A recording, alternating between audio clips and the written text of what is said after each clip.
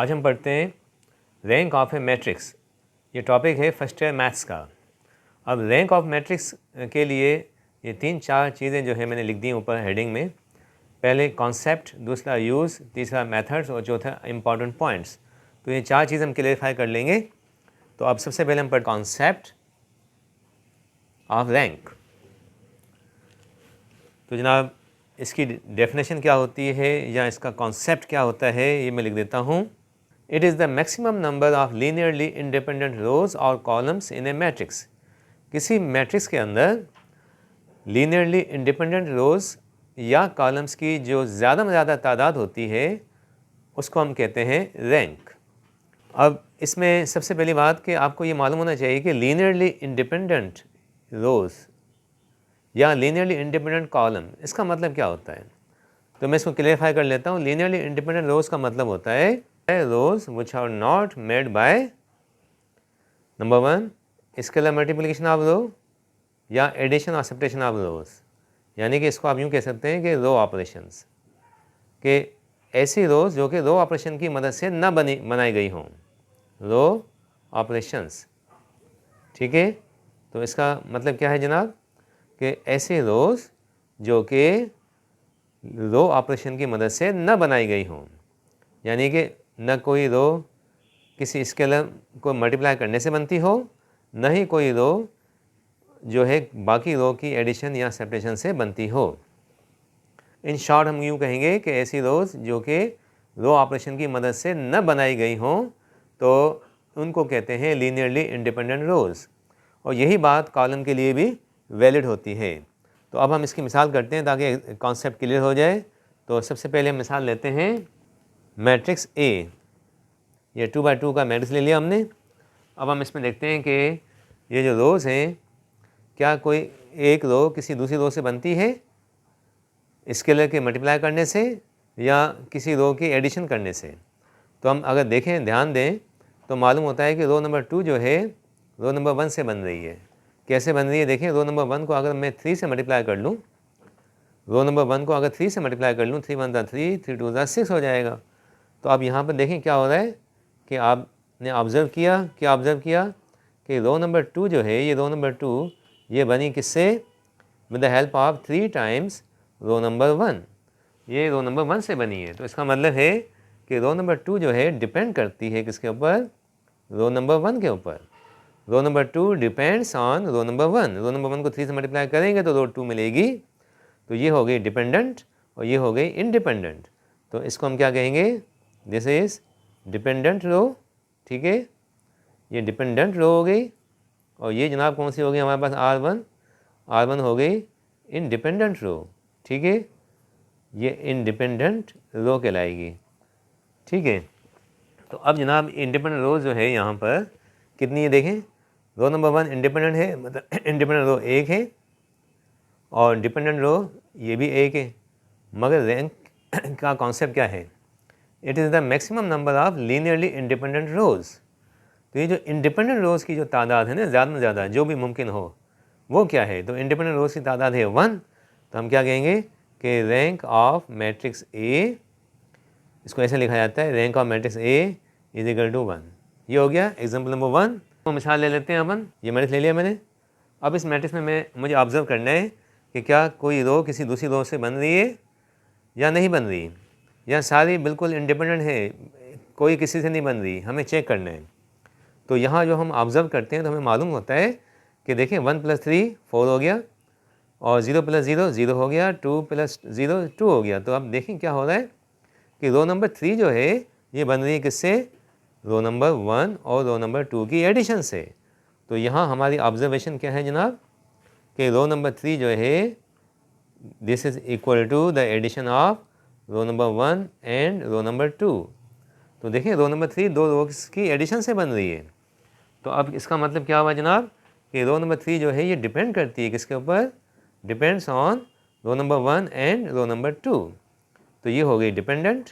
ठीक है, ये डिपेंडेंट हो गई हमारे पास, डिपेंडेंट रो। और जनाब वो कौन सी हो जाएगी हमारे पास, R1 R2, ये दोनों की दोनों हमारे पास क्या काउंट होंगी, ये काउंट होंगी इंडिपेंडेंट रोज। ठीक है, तो ये हो गई इंडिपेंडेंट रोज़। तो अब इंडिपेंडेंट रोज़ की तादाद क्या है हमारे पास, देखिए इंडिपेंडेंट रोज़ R1 और R2 दो हो गए, ठीक है, और डिपेंडेंट एक है, तो टोटल मिला के कितने हो गए, 3। तो इंडिपेंडेंट रोज़ की तादाद 2 है, तो रैंक क्या होती है, रैंक होती है लीनियरली इंडिपेंडेंट रोज़ की तादाद। यानी कि आप क्या कहेंगे कि रैंक ऑफ बी जो है किसके इक्वल है, 2 के। ये वो रैंक ऑफ ए 1 के इक्वल था, अब ये किसके इक्वल हो गया, 2 के। तो ये rank of B is equal to 2 हो गया। और साथ साथ एक और मिसाल भी ले लेते हैं, ये मैट्रिक्स ले लिया 2 बाई 2 का। अब इसमें ऑब्जर्वेशन करते हैं, क्या कोई रो किसी दूसरी रो से बन रही है। अच्छा, एक बात नोट कर लें कि जो ये मैं बातें कर रहा हूँ ये रोज़ के हवाले से बात कर रहा हूँ, यही बातें कॉलम के हवाले से भी वैलिड होती हैं। तो अभी मेरा फोकस सिर्फ रोज़ की तरफ है, ठीक है। तो अब देखिए, क्या कोई रो किसी दूसरी रो से बन रही है, क्या फर्स्ट रो सेकंड रो से बनती है किसी नंबर के मल्टीप्लाई करने से, बिल्कुल नहीं बनती, या एडिशन से नहीं बनती। ना फर्स्ट सेकंड से बन रही है, ना सेकंड फर्स्ट से बन रही है, ये दोनों की दोनों इंडिपेंडेंट है, कोई किसी से नहीं बन रही।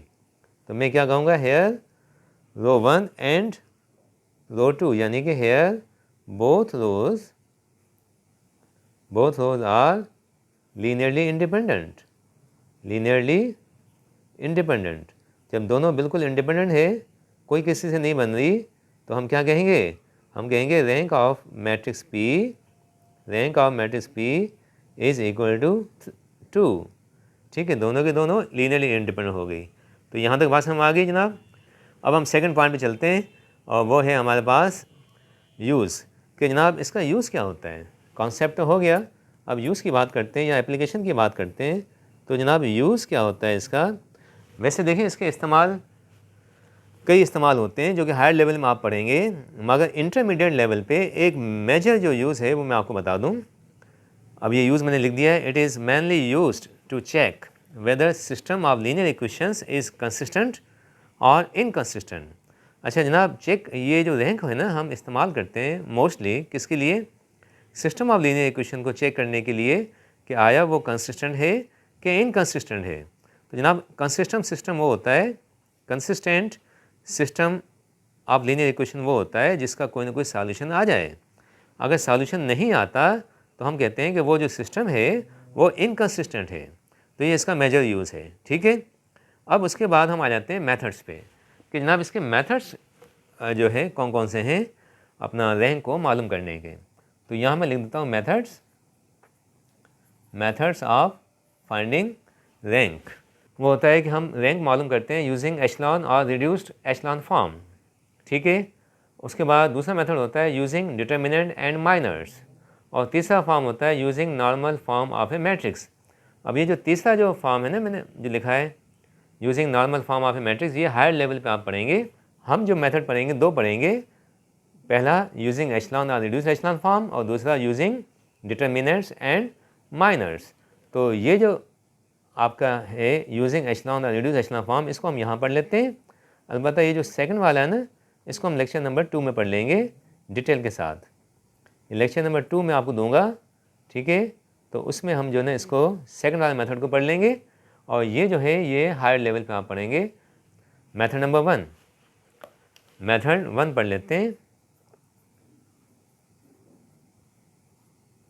और मेथड 1 कौन सा बताया मैंने जनाब, रैंक यूजिंग एशलॉन और रिड्यूस एशलॉन फॉर्म। अब सबसे पहले मैं आपको बता दूं इस मेथड में रैंक क्या होती है। रैंक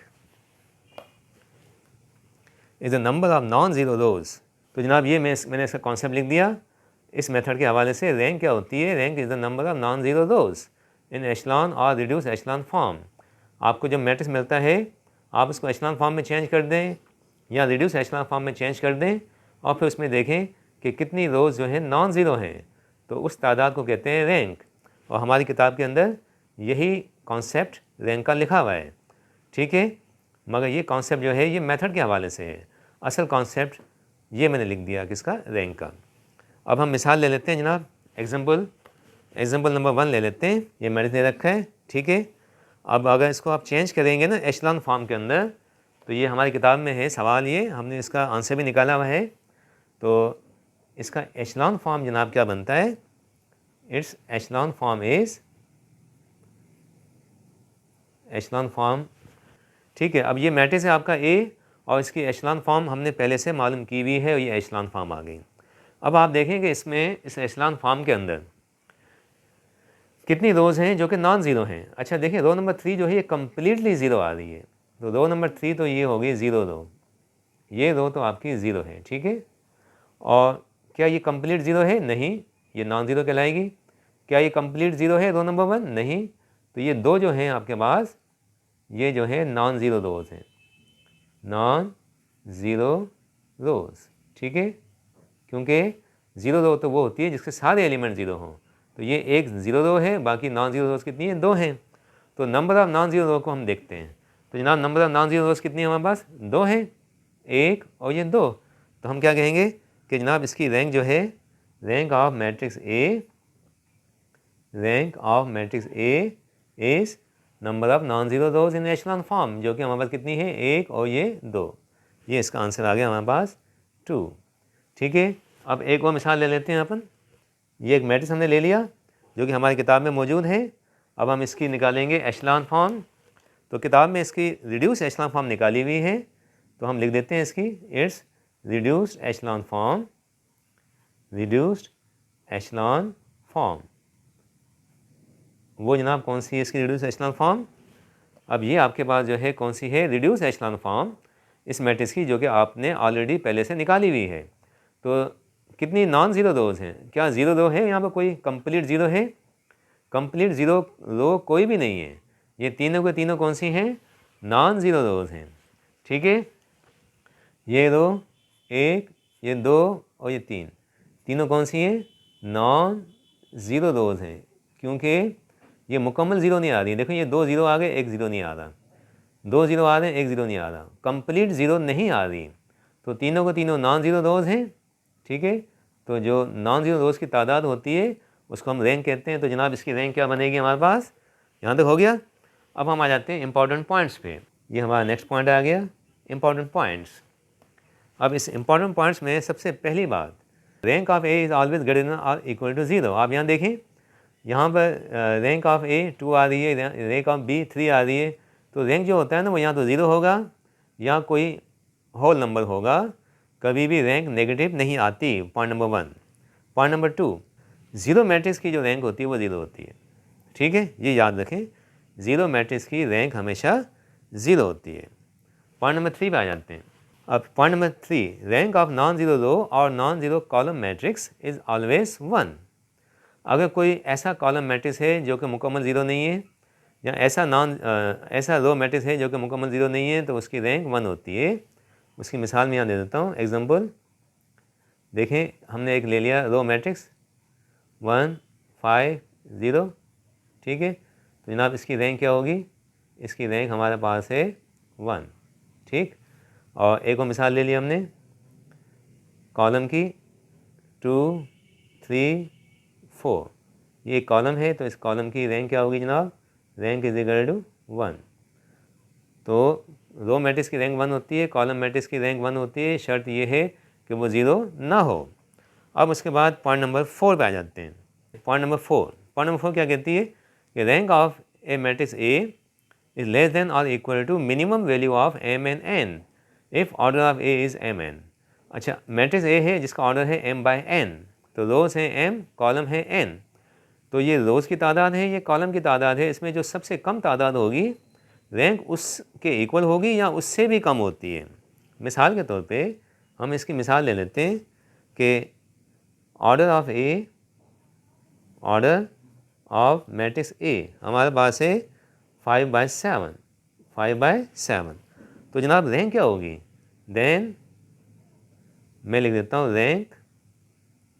रैंक ऑफ मैट्रिक्स ए जो होगी जनाब वो क्या होगी? लेस देन और equal to minimum value of 5 और 7, ठीक है जनाब। तो मिनिमम वैल्यू कौन सी है? मिनिमम वैल्यू हमारे पास 5 और 7 की कम से कम वैल्यू कौन सी है? ये 7 है, ये 5 है, इन दोनों में से सबसे छोटा कौन सा है? 5। तो हम क्या कहेंगे? रैंक इज़ लेस देन और इक्वल टू 5। या तो रैंक जो है ए की 5 होगी या 5 से भी कम होगी, 5 से ज़्यादा नहीं होगी। तो जब ऑर्डर आपके पास गिवन हो, ठीक है, तो उसमें जो सबसे छोटा नंबर होता है, चाहे वो रोज़ के लिए हो चाहे वो कॉलम के लिए हो तो रैंक जो होती है वो छोटे नंबर के इक्वल होती है या उससे भी कम होती है।